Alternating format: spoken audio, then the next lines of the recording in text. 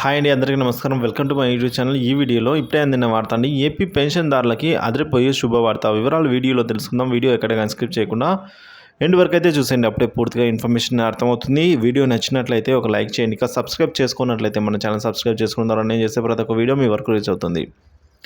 రాష్ట్ర వ్యాప్తంగా ఉన్న 65,50,000 మంది పెన్షనర్లలో 48,92,000 మంది అనగా 74% పెన్షనర్లకు బ్యాంక్ ఖాతాను ఆధార్తో అనుసంధానం చేసినట్టు పంచాయతీరాజ్ మరియు గ్రామీణాభివృద్ధి శాఖ కార్యదర్శి శశిభూషణ్ గారు తెలిపారండి.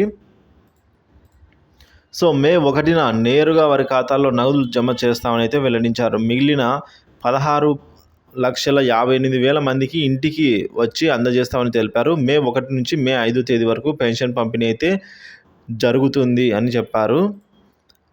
ఏప్రిల్లో మే 1 నుంచి ప్రారంభమయ్యే పెన్షన్ పంపిణీపై కలెక్టర్లు కీలక ఉత్తర్వులు జారీ చేశారు. లబ్ధిదారులు ఎవరు కూడా పెన్షన్ కోసం గ్రామవార్డు సచివాలయాలకు రావాల్సిన అవసరం లేదని అయితే ప్రకటించారు.